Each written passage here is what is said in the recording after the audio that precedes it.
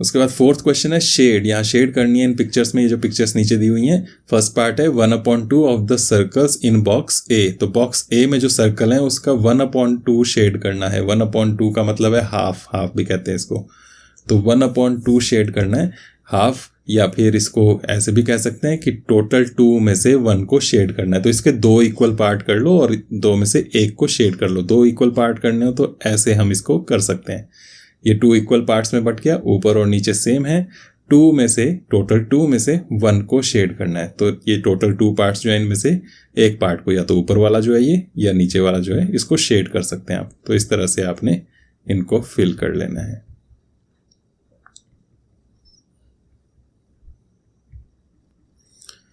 तो ये हो गया 1/2 ऑफ द सर्कल्स।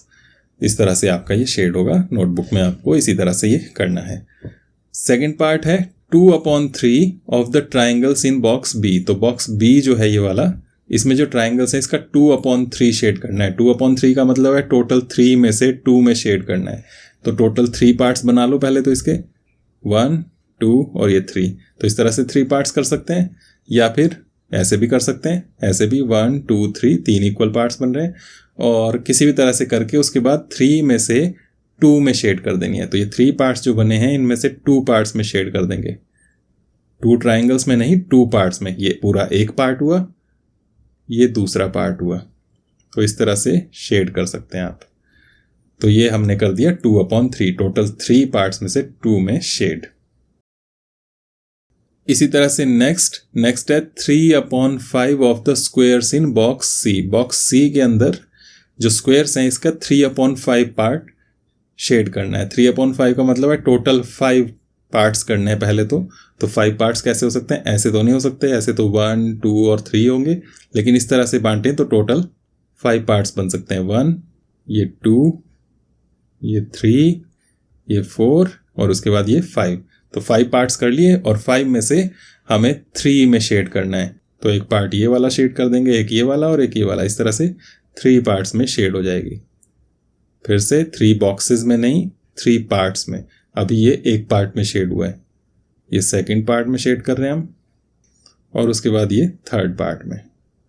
तो इस तरह से हमने 3 पार्ट्स में शेड कर दिया टोटल 5 में से। तो इस तरह से आपका ये क्वेश्चन होगा।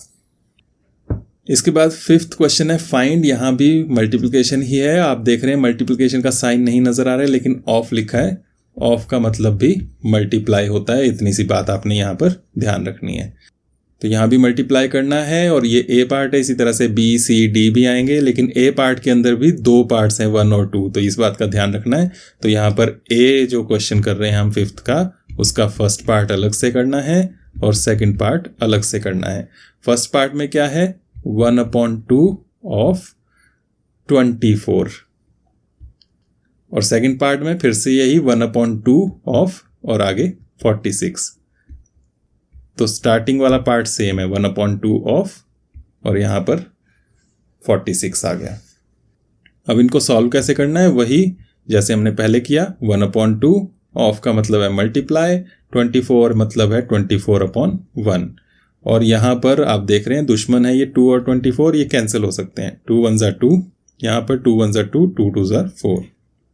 मल्टीप्लाई करके अब आ गया, 1 को 12 से मल्टीप्लाई किया, 12, और नीचे 1 1 ज़ा 1, और 12/1 का मतलब है सिर्फ 12। आपके पास आंसर आ गया, नीचे 1 लिखने की ज़रूरत नहीं है। इसी तरह से सेकंड पार्ट देखें, 1/2 ऑफ का मतलब फिर मल्टीप्लाई, 46 अपॉन कुछ नहीं है तो 1। यहाँ भी 2 और 46 कैंसिल हो सकते हैं 2 से, 2 1 ज़ा 2, यहाँ 2 2 ज़ा 4 और 6, 2 3 ज़ा 6। ये बात ज़रूर ध्यान रखनी है कि 2 से अगर कैंसिल कर रहे हैं तो नीचे वाले को भी 2 से और ऊपर वाले को भी 2 से ही सेम टेबल से कैंसिल करना होगा। अब आपके पास रहा 1 मल्टीप्लाइड बाई 23, तो 23 आ गया, और नीचे 1 मल्टीप्लाइड बाई 1 1 आ गया, और इसका मतलब भी है सिर्फ 23। ये आंसर हो जाएगा। बी पार्ट, बी में भी 2 पार्ट्स हैं, बी का फर्स्ट वाला और सामने यहाँ पर सेकंड वाला कर लेंगे हम। आप नोटबुक में एक के नीचे दूसरा कर सकते हैं। तो फर्स्ट पार्ट में है 2/3 ऑफ 18, और सेकंड पार्ट में 2/3 ऑफ 27। यहाँ पर क्या होगा, 2/3 ऑफ का मतलब है मल्टीप्लाई, और 18 मतलब है 18/1। और यहाँ भी आप देख रहे हैं कैंसिल हो सकता है 3 और 18, 3 के टेबल से 3 1 जार 3, 3 6 जार 18, और ये सामने जब मल्टीप्लाई करेंगे ऊपर वाले न्यूमरेटर है 2 और 6, 2 6 जार 12, और नीचे 1 1 जार 1, तो ये आ गया आपके पास 12 आंसर। और इसी तरह से यहाँ पर सेकंड पार्ट में 2/3 ऑफ का मतलब फिर मल्टीप्लाई 27/1, 3 और 27 3 के टेबल में आते हैं, 3 1 जार 3, 3 9 जार 27, और सामने अब मल्टीप्लाई करेंगे 2 9 जार 18, और नीचे 1 1 जार 1, 18/1 का मतलब है सिर्फ 18, ये आंसर हो जाएगा। सी पार्ट, सी में भी फर्स्ट पार्ट देखें तो वो है 3/4 ऑफ 16, और सेकंड पार्ट है 3/4 ऑफ 36। दोनों को करेंगे अलग अलग। 3/4 ऑफ का मतलब मल्टीप्लाई 16/1, 4 से 16 फिर कैंसिल हो सकता है, 4 1 जार 4, 4 4 जार 16, और अब मल्टीप्लाई करें 3 मल्टीप्लाइड बाई 4, 3 4 जार 12/1 1 जार 1, और आंसर आ गया 12।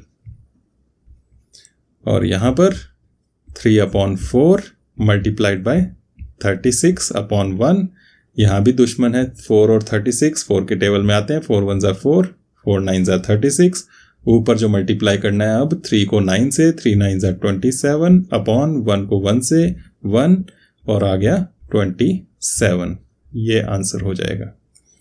इसी तरह से डी पार्ट, डी का फर्स्ट पार्ट 4/5 ऑफ 20, और सेकंड पार्ट 4/5 ऑफ 35।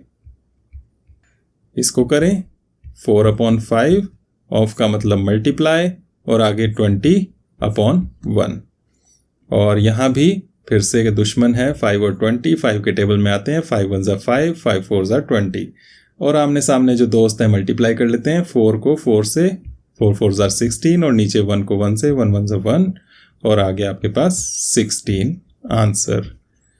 यहाँ पर 4/5 मल्टीप्लाइड बाय 35/1, और 5 और 35 यहाँ पर कैंसिल हो सकते हैं 5 के टेबल से, 5 1 जार 5, 5 7 जार 35, आपके पास आ गया 4 मल्टीप्लाइड बाय 7, 4 7 जार 28, और नीचे 1 1 जार 1, और ये बन गया 28 आंसर।